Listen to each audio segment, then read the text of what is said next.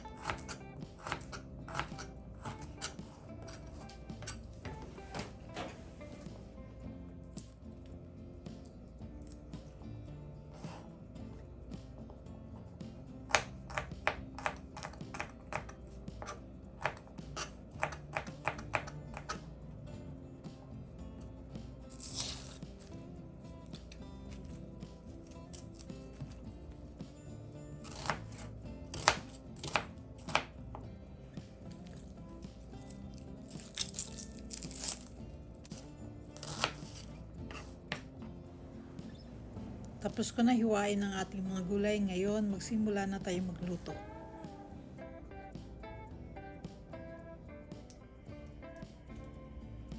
Painitin na natin ang ating kawali at maglagay na tayo ng ating mantika.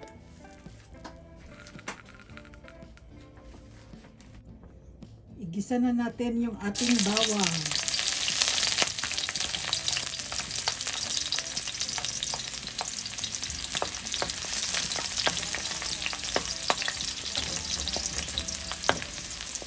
Haluin ng saglit hanggang sa maging brown.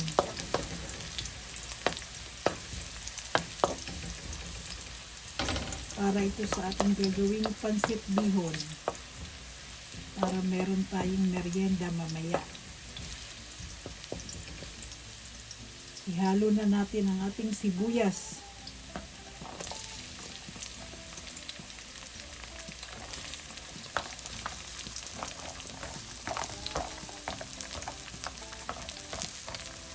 Ayan. Haluin natin mabuti ang ating sibuyas at bawang.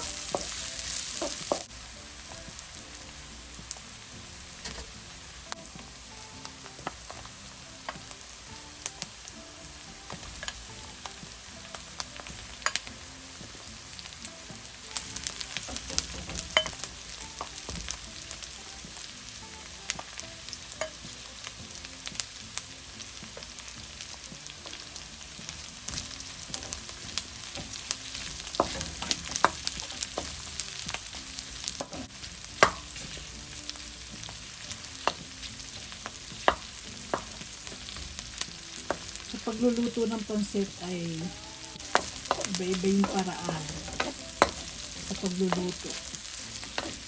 Kaya nasa sa inyo yan kung anong gusto nyo ihalo sa inyong pansit.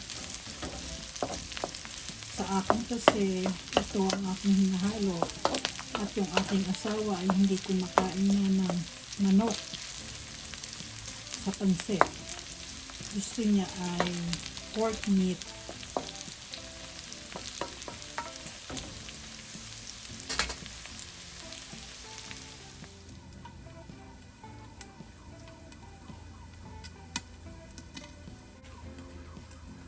Buksan na natin para malaman natin kung ang ating meat ay malambot na.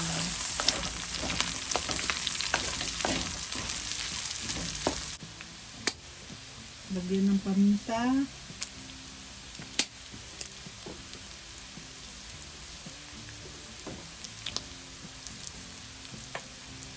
Garlic salt.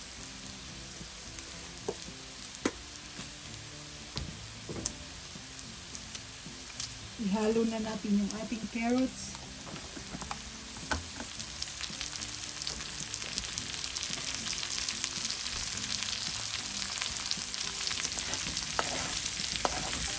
Then haluin.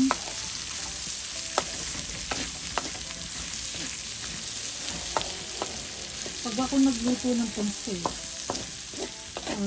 inuuna ko muna yung mga sahog. Bago ko tatanggalin, hahanguin. Pag naluto ko na lahat, bago ko lulutuin ang noodles, yung bihon mismo, ng bukod. At pagluto na, hahaluan ko na siya ng gulay. Ganun ako magluto. Hindi ko pinagsasabay ang sahog at ang bihon. Takpan muna natin para makluto ko bahagya yung ating carrots.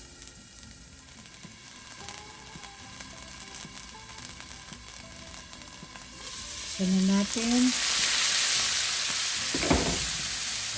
para malaman natin kung pwede nang ihalo ang ating repolyo at Baguio beans. Yung Baguio beans ay galing yan sa aming garden. Ang binili ko lang na gulay ay yung repolyo at carrots. At depende rin sa gulay ko anong gusto mong ihalo. Kami kasi, ito lang ang gusto namin sa bihon, sa pansit. Carrots and repolyo. Kaso may Baguio beans ako kaya ihahalo ko na rin siya. Ayan, yung hiniwa natin kanina.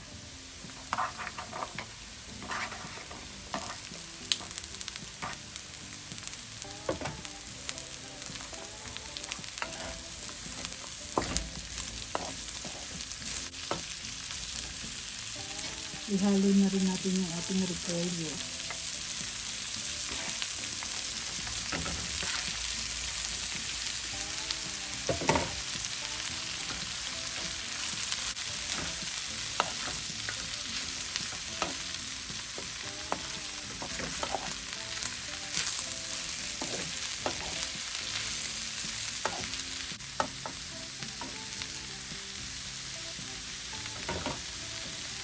Takpan muna natin para maluto bahagya ang ating mga gulay.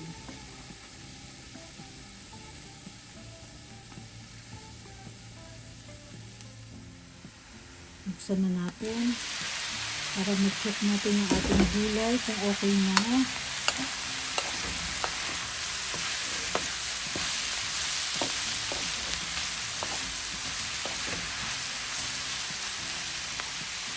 Lagyan natin ng kunting nor, pampalasa lang.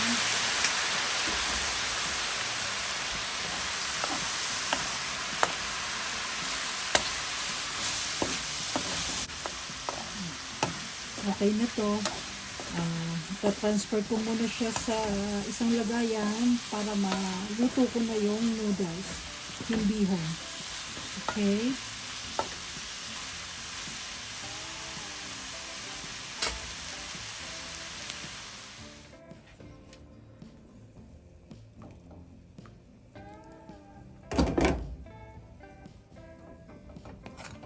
Nagpakulo na nga pala ako ng pangsabaw ko dito sa ating bihon.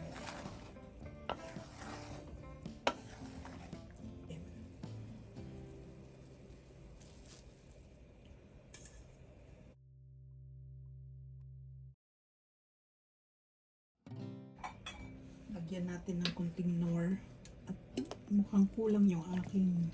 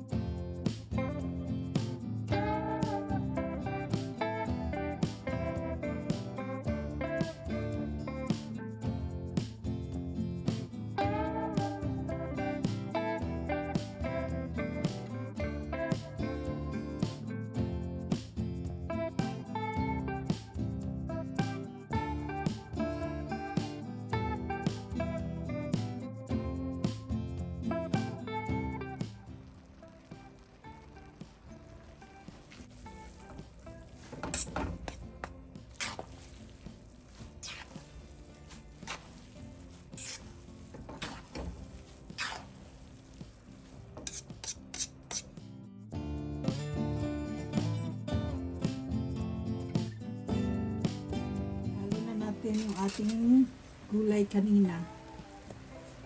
Kasi maluluto na yung ating noodles.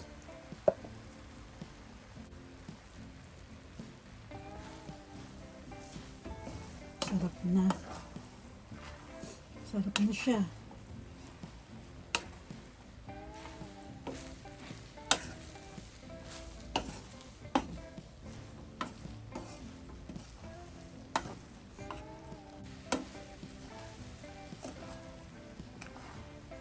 Pag wala ng sabaw, yung ating noodles, ayan, wala na siyang sabaw. At dumidikit na siya sa kawali. O, ayan na. Pwede na natin siyang, ibig sabihin nito ay luto na. Pwede na natin patayin yung ating kalan. Papatayin ko na. Kasi, baka sunog. Luto na. Pwede na tayong kumain habang mainit.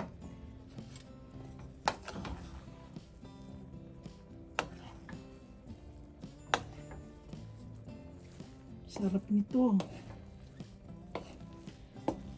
Kain na tayo.